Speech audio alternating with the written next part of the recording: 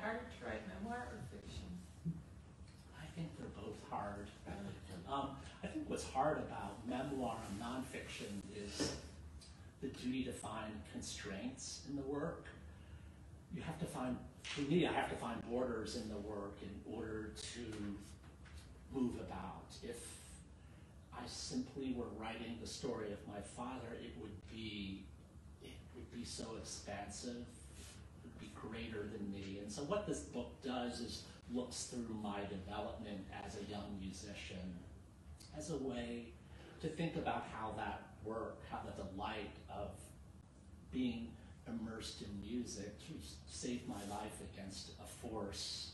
Saved my life sounds melodramatic, but in the way I did, against a force of lots of turmoil and an expectation, huge expectation. So yeah, fiction is hard too, you know.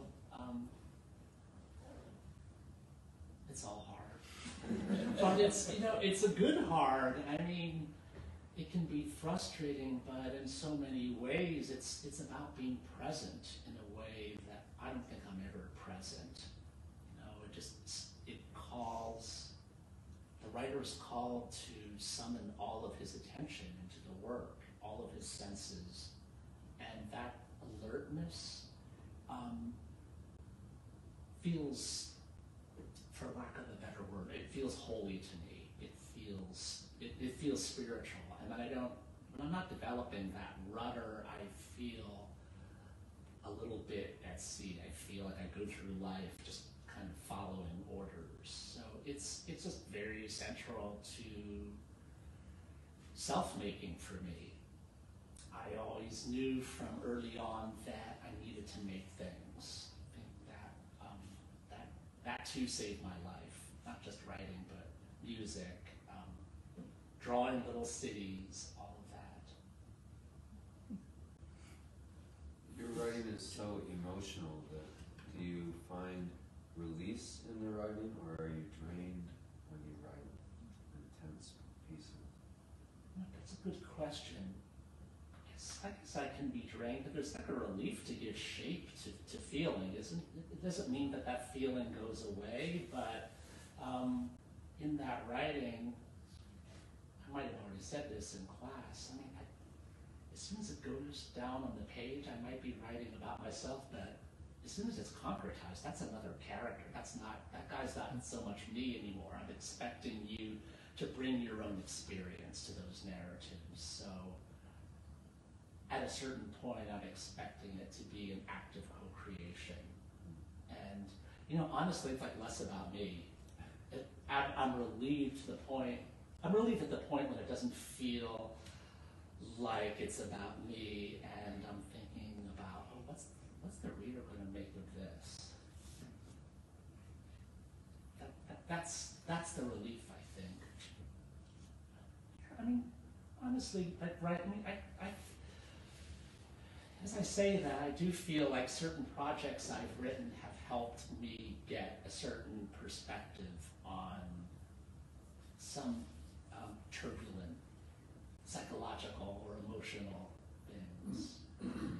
Not that it cures any of that, but I think I found myself able to stand alongside, walk with some of that pain. It doesn't feel so dominant and amorphous. It's good.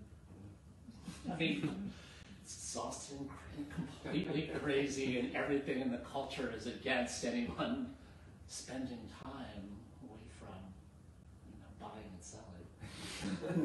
Yes? Does it take discipline for you, writer? It's like, oh, I just can't wait to get to the keyboard sort of thing, and it just kind of flows out, or you set certain times of the day, and what happens when you get to like the blank space? Sure. It changes from book to book. I do a lot of, I screw up a lot for a while, trying to find the shape of something.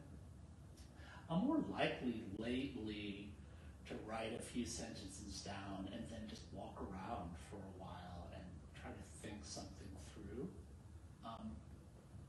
Usually, book like this was written, I don't know, I started it maybe, officially started it in 2015 and finished it in 2019. But I can't say I was working it through every month. There were intense bouts of work in which I felt like I came to a wall. I just couldn't do anymore. I got bored. I thought, this isn't good. It's okay. I tried, and then, one steps away from it, and then, something happens.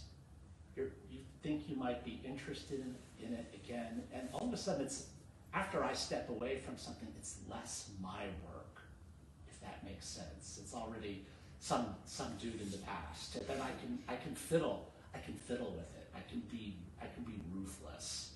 It can feel really good to toss out whole paragraphs. Haha. And there's some kind of attachment to that process, and I think I need to get there in order to emotionally inhabit something. So it ain't neat at all, and it's not consistent for me, and I think that's true for a lot of people. Yes. What do you think the reader is looking for when the reader seeks out memoir? Yeah, what is the reader looking for when the reader seeks out memoir? I think a reader's looking for company. Readers hoping to see, but also in that seeing, they expect to be seen as well. That reader wants to feel less alone. That reader wants to feel alive again, to be awakened to the strangeness of moving through the day. I mean, so many of our rituals tell us that these hours aren't strange, but they are. And I think we hunger to just have all those layers torn away and to feel the intimacy of, well, the wonder of being alive. Yes? Fathers are complicated, but you just summed it up so well. I mean, you evoked so many different images for me. Did you, if you don't mind me asking a personal question, did your relationship with your father end in a positive? Did he pass with you guys well reconciled? Yeah, it was complex. Yeah, there was lots of sweetness in his final months, and it was a long, protracted death. He was someone who wanted to live so much that he went into hospice 3 times and got out.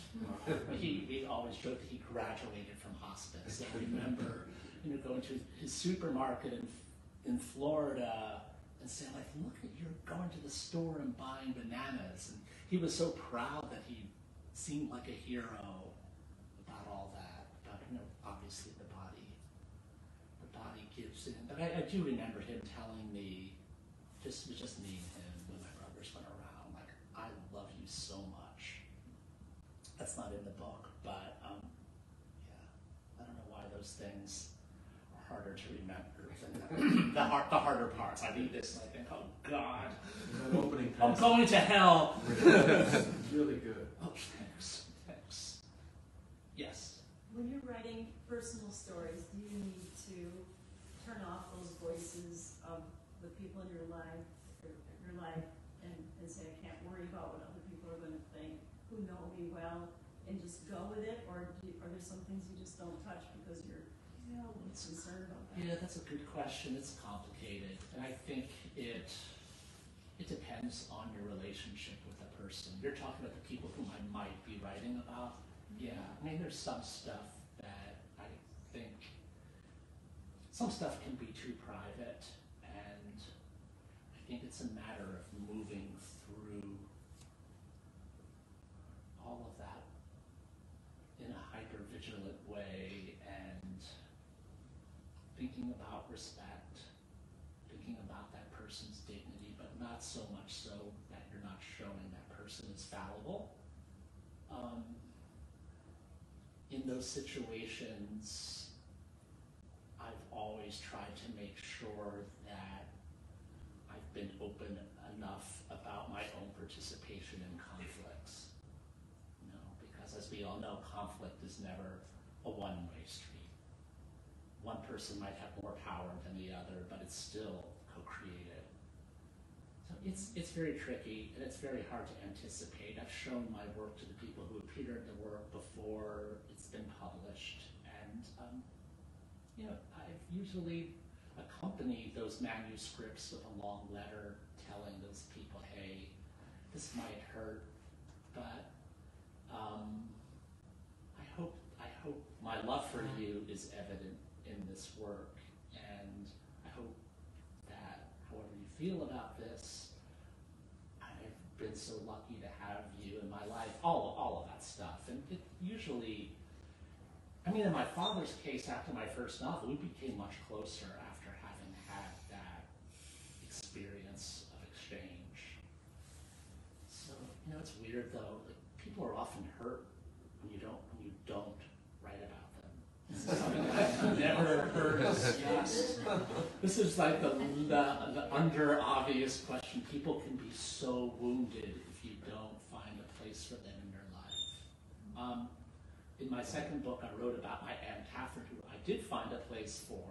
I hope she's not watching Facebook Live, and she was livid about a portrait of herself that I thought was super affectionate, and we never talked directly about what that was, but I think for her it might have been difficult to be represented in such a way in which she wasn't at the center of her life. And I mean that with the deepest respect. Most of us don't know what it's like to see ourselves on the margins as a character who is part of another story. She didn't like my writing about my grandmother was my father's mother was a housekeeper, not only in Europe but here, I think, and I think the class stuff was painful. Thanks for all of your questions and your kindness and your listening. I really appreciate it.